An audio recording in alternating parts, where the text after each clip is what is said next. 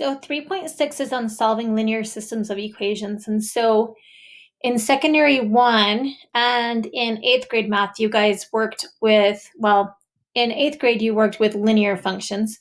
So you found out where two lines intersected. And then sorry, that's my puppy. Then in secondary one, you guys learned how or worked with systems where you had a line and you had an exponential equation. And so this year we're going to work with a line and a quadratic equation. And in that case, it can intersect in three different ways. It can either intersect in two spots or 2 points. It can intersect in 1 point, or it might not intersect. So no points. So when I look at a no solution, we'll start there. If I look at a no solution, that means that I would have like a line and then my curve is somewhere over here where they're never going to intersect. Okay. Another option might be you have a line and it could be maybe it's a vertical line or a horizontal line. Well, vertical, probably not. Horizontal, you could have a horizontal line and you could have you go underneath it. So those would both be examples where you have a line and you have a quadratic equation, a parabola, and they don't ever intersect. A one solution would mean you have your parabola, wherever it might be. So we'll say our parabola is going down. It could go up, doesn't matter. So it goes down, and then we would say we're going to have a line that's lines intersecting at that vertex point only. So there's our 1 point of intersection. Or you can go up. Doesn't really matter, but that 1 point is where my line would intersect it. So it's going to intersect right at that 1 point. All right. Two solutions, on the other hand, means that you have a u regardless of where it is going. Okay. So you have your u and your line is going to intersect at 2 points, here and here. Okay. Where this one only intersected at 1 point. It also could look like an upside down u. Okay, where your vertex is over here somewhere. And you have a line that's intersecting and it's going to cross at two spots. Okay. That line can be diagonal or it can be horizontal. Okay. It just needs to intersect your graph at two spots. The same way if I was to look at another example of a one solution problem, if I had a vertical line, so think of it this way. You don't need to write this down, but just think of it as another option. If you have your u, if you had a vertical line, a straight up and down, then that also might only intersect at one spot. Okay, so those are all examples of one solution, two solution. When I look at no solution, it doesn't have to be a downwards u. I could have like my u be over here somewhere and have it still never touch. So that's also a possibility as you think about that. So in order to do that, we have to figure out how to graph. And so if I graph my line, we have to go back and remember how we graph a line. And remember, I always would graph this part first. So that means we're going to start at -3, which is your y-intercept. And then your slope is up 1 over 1 because that's the number that's next to your x. So this is like 1 over 1. So that's your rise over run. And you can do it going the other way if you want to, but we know that that pattern continues in both directions forever. Let me see if I can connect that a little bit better. We'll do it with the line. All right, so here's our first one. And that's our line, and everything's great. That's just the line part. So if I was going to graph my 2x squared minus 5x minus 1, I'm going to use my vertex form. So I'm going to say that we've got negative b over 2a, which is what we just talked about. This is our h value of our vertex. So this would be negative 5 over 2 times 2. So it's not going to be a great number. So negative 5/4. And then if I plug that in to my equation, I'll find my y value. And so I am just going to, I'm not sure if you're seeing my calculator. Hopefully you are. So you're going to go 2, and then we're going to put in 5/4, and we're going to square it. And then plus, I can't remember what my equation is. Oh, it's right there. Okay, so plus 5, and then in parentheses, oh, it was supposed to be a negative 5/4. And then minus 1. Now, I could go back and change this to be a negative 5/4, but if I square it, it turns positive, so we're okay. So this is going to give me negative 4.125. Now, if I do math, enter twice, it's going to give me negative 33/8. Okay, I don't care either way. If I look at my equation again, I can leave it as negative 4.125. You just would have to be careful with how you're going to graph that. So I could graph, so negative 1 and 1/4. So negative 1, 1/4 is about here, and then negative 4.125 is going to be like about here. Okay, and then we've got a y-intercept at negative 1. And if we think about that being negative 5 and 1/4, then we're going to go negative 1 and 1/4 the other way. So I'm going to be about here, and we're going to have our u go up. All right. Now I can also solve that by substitution, which means I'm going to take that value. So right now, the way that I have it graphed, it almost doesn't look like it touches. It might touch on the vertex point, but we're going to solve and make sure. So the way we're going to solve and make sure is we're going to take the value here of this x minus 3, and I'm going to put it into the spot where y is, and I'm going to solve. Or the other way around, doesn't matter. Or I take the 2x squared and put it where the y is. Either way, I'm going to set those two equal to each other because they both are set equal to y. So I'm going to go 2x squared plus 5x minus 1 is equal to x minus 3. So I'm going to bring everything to the same side. So I'm going to subtract x from both sides. This is like a 1x, and we're going to add 3 to both sides, which makes it 0 on this side. So I get 2x squared plus 4x plus 2 is equal to 0. And remember, I'm factoring. So notice that I can divide a 2 out of everything. So whatever you do to one side, you have to do to the other. And so now I'm left with x squared plus 2x plus 1 is equal to 0. Now I can try factoring, which is fine, but notice if I go 1 times 1, I get 1. Are there any factors of 1 that give you 2? Well, 1 plus 1 gives you 2. So I can do the box if I choose to. And so I'm going to say this is x squared, this is 1, this is 1x, this is 1x. So when I take an x out, I'm going to take a 1 out, take an x out, take a 1 out. So when I get my factors, I've got x plus 1 and x plus 1 is equal to 0. They're both the same factors, so I only have to set one of them equal. And so if I say x plus 1 equals 0, I'm going to subtract 1 from both sides to get x equals negative 1. So that means they have that point in common. And now when I take the negative 1 and plug it into my equation for either one, I'm going to go y is equal to negative 1 minus 3. So y is going to equal negative 4. So that means the point of intersection should be negative 1, negative 4. That's true for both. So I wasn't positive if that was going to be true, but it looks like that's the point where it intersects. So we can rewrite this graph a little bit closer at negative 1, 4.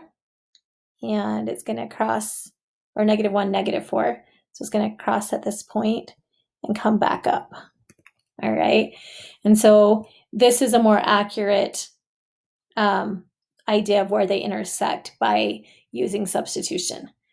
So as we look at the next problem, notice that both of these are quadratics. And so you could have a quadratic and a quadratic.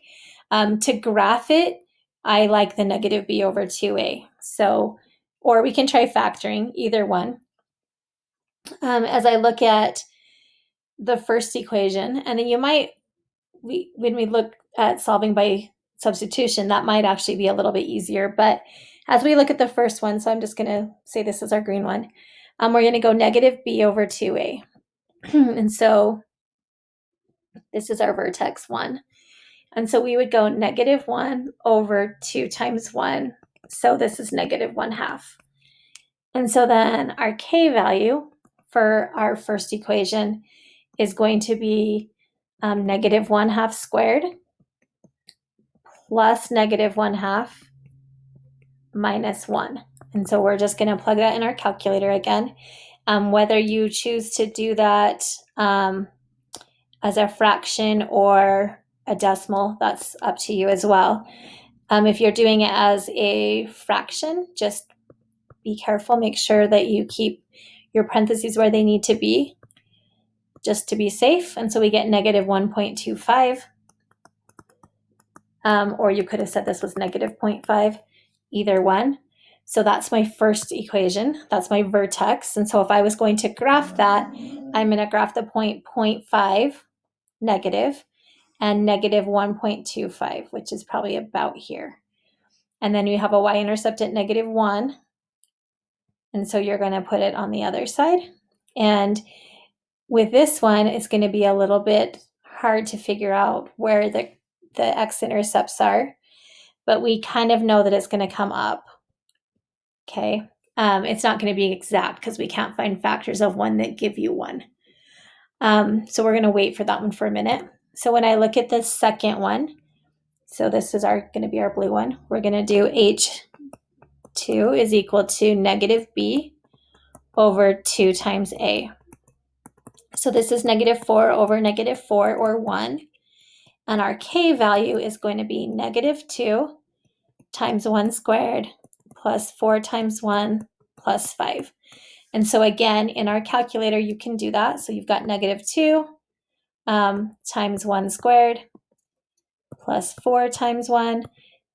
You guys really could just do this in your head, but you could put it in the calculator and we get 7. So my vertex for the second one is 1, 7. So we're going to go over 1 up 7.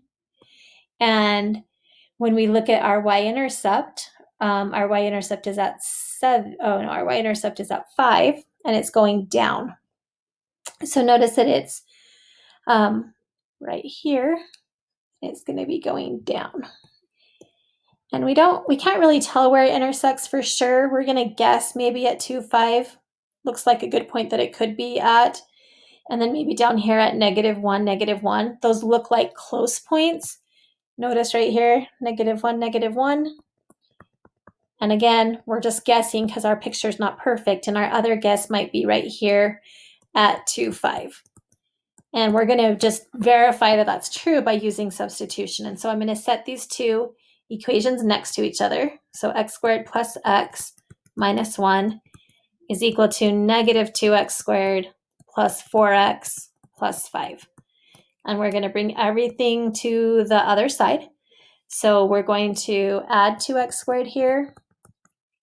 We're going to subtract 4x, and we're going to add 5. So again, we just did the opposite. So we added 2x squared, that went away. We subtracted 4x, that went away.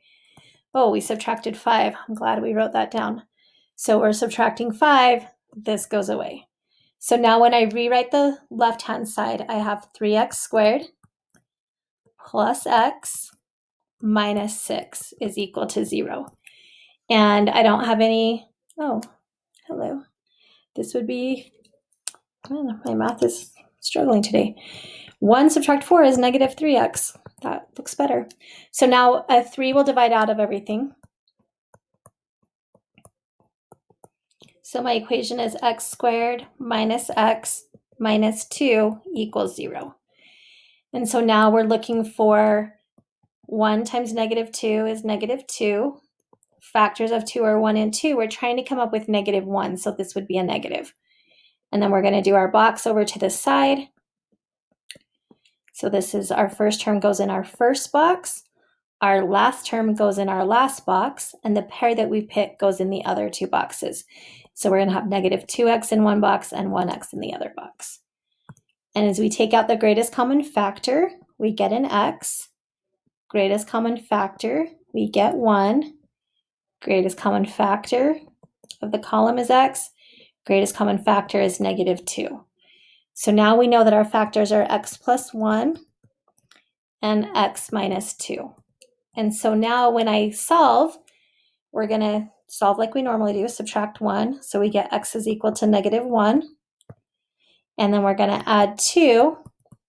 So we get x is equal to 2. Now notice in our guess, our x was -1 and our x was +2. So now all we have to do is plug those values in to one of our equations and see what the y value is. And so if I take the first equation, which we're going to do is our green one. So we're going to take y and we're going to put -1 everywhere there's an x. So notice how this -1 squared is 1 minus 1 minus 1. So this gives us -1. So then our point of intersection then was x equals -1, y equals -1, which is what we found out here, which checks out. So that's no longer a question. That worked out. And now we're going to do the same thing with 2 here. We're going to put it in the same equation. We can put it in either one, but we're going to put it in the same one. So we've got 2 squared plus 2 minus 1. So this is 4 plus 2 minus 1. So 6 minus 1 is 5. So we have 2, 5, which is what we thought it was over here. So that checked out. So our graph looks pretty close to where it should have. And that's where they intersect. So I could have made this a little bit better. But in general, we're good. And it checks out. Our last equation, our last example, is going to be similar. So we're going to graph and then see if we're right by our picture. So I always think it's easiest to graph the line first. So we're going to go down here, 7. This would be -8. And your slope is -3, 1. So normally you would go down 3 over 1. But in this case, it might be easier to put the negative on the bottom and go up 3 over 1. Up 3 over 1. Up 3 over 1. Up 3 over 1. And then over 1. So that's our general line.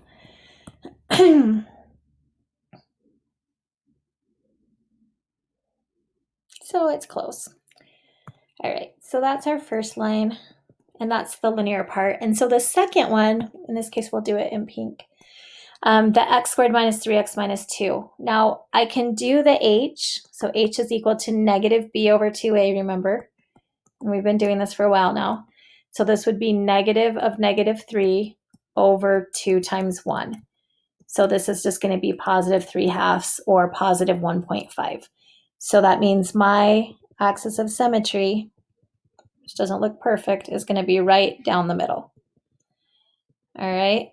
We're going to take that and find the k value by plugging it in. So we're going to have 3/2 squared minus 3 times 3/2 minus 2.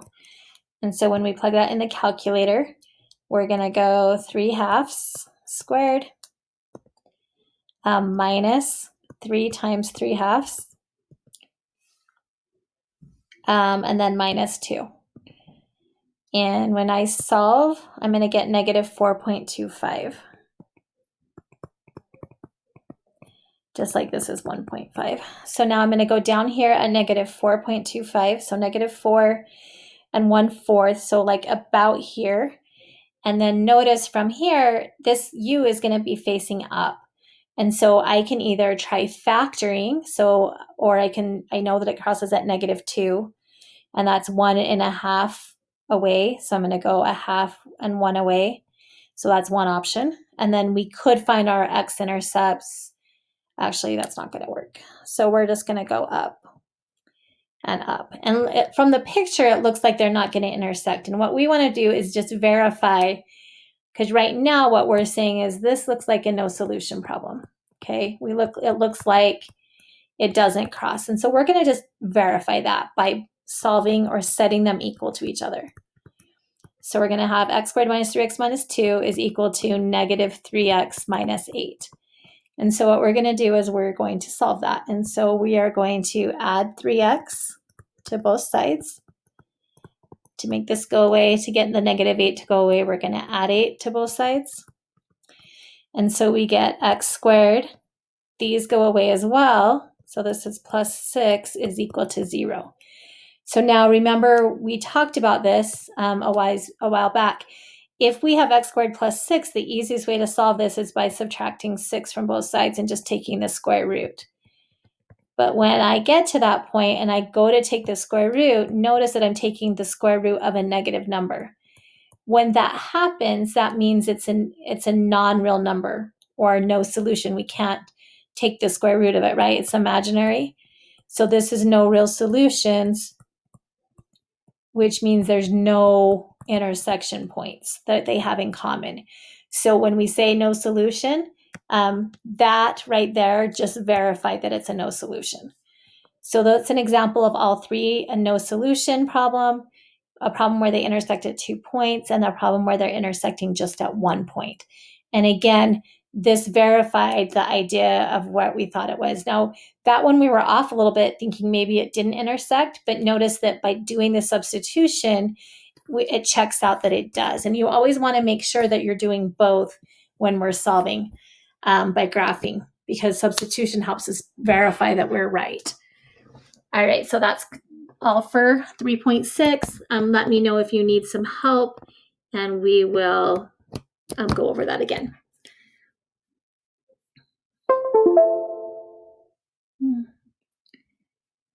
Okay, there we go. Stop sharing.